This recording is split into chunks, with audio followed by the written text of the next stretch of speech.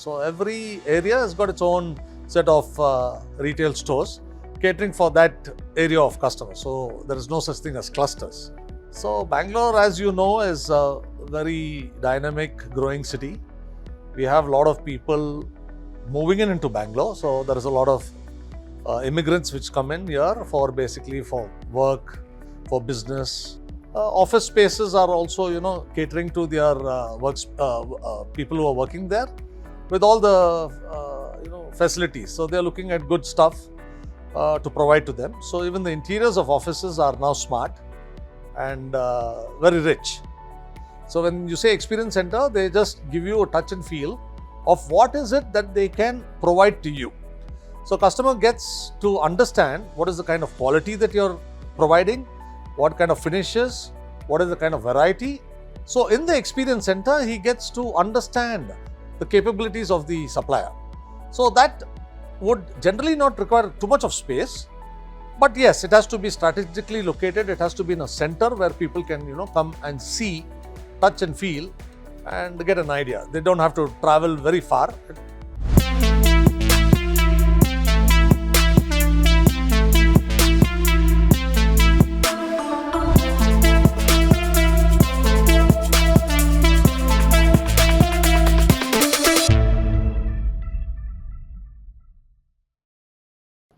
Hi, my name is Harsha. I am the General Manager of Cherrypick, which is basically a furniture store established in Bangalore.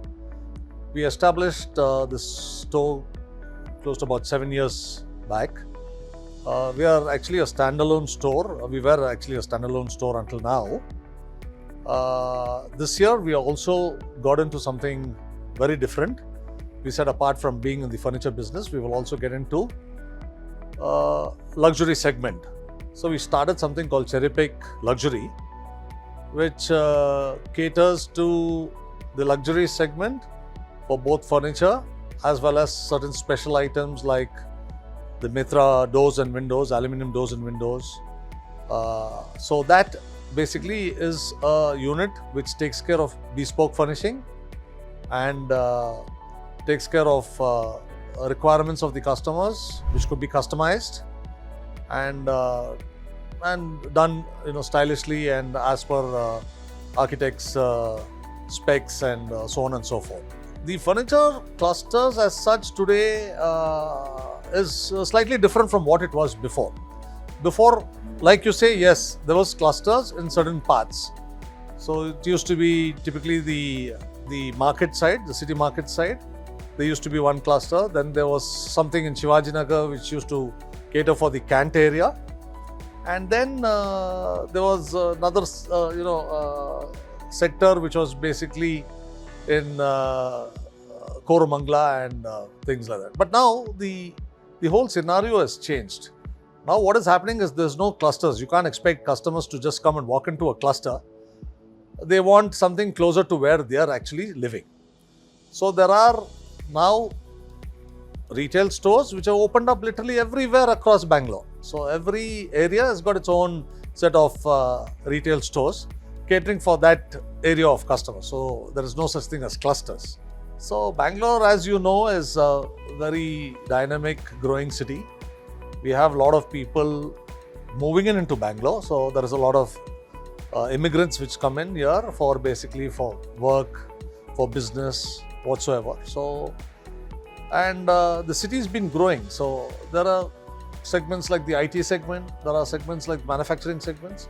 So people working in all these segments are looking at very comfortable products to fill in their houses. So they're looking at good products. So one is, there is a segment where they're looking at affordable products. There is another segment which looks for luxury products, people who can afford. And they're looking at stuff which is very stylish, which is state of art, which is comparable to probably products that's available abroad. So yes, there is a demand for good luxury products. Similarly with commercial, office spaces are also catering to their people who are working there with all the facilities. So they are looking at good stuff to provide to them. So even the interiors of offices are now smart and very rich. Bangalore is a very different kind of market. So there are times where business is very good and times where it is kind of a little slow. So it's very difficult to say, like, whether it's consistent. But yes, if you look at Bangalore per se, the good business happens during probably the months of June, July, August, and then there is Diwali, and then there is the New Year, Christmas. So this is when good business happens. The weekdays are much lesser than the weekends. People have time on weekends to come and actually have a look, because furniture business is basically touch and feel. They have to touch and feel. They are not buying anything online. So they come to the store when they have the free time and they look around and then they make decisions. So that's how it is. Personally, on VR and AI, we have not done anything. But yes, we do invest a lot of our efforts and thing into social media and SEO activities and things like that. Yes, we have still not got into this, but yes, there is obviously, this is going to be a change. Everybody is going to be looking at the future being mostly driven by AI and VR. Again, at one point of time, fabric was a very big segment. People liked material, fabric sofas and things like that. Now people are looking more towards leather. So there is now a good demand for leather products. So even we, to a large extent, have converted our portfolio from fabric driven to leather driven. But all of them play a role. There is requirements for both fabric as well as thing. In terms of dining and things like that, there is a lot of change. Wood is now being replaced by onyx, marble. So those kind of changes have been taking place in that segment. So yes, there is changes. Yes. See, it's very difficult to say one point, because now what is happening is, in terms of luxury products, obviously one thing, when you're paying so much money, you expect to have something or buy something which is going to serve its purpose and also long lasting, and it should be of high quality. It has to have a correlation to the money you're paying. You can't be paying something and then not getting value for money. So I think value for money, if it is especially luxury, it needs to be very good for a luxury thing for display purposes. See, today what is happening is it's very difficult for luxury items to be put in a showroom and said this is what it is. So mostly everybody looks at building experience centers. So when you say experience center, they just give you a touch and feel of what is it that they can provide to you. So customer gets to understand what is the kind of quality that you're providing, what kind of finishes, what is the kind of variety. So in the experience center, he gets to understand the capabilities of the supplier. So that would generally not require too much of space. But yes, it has to be strategically located. It has to be in a center where people can, come and see, touch and feel and get an idea. They don't have to travel very far. It needs to be centralized to the city. So there is a lot of change. Today, architects are becoming innovative. They're also becoming smart.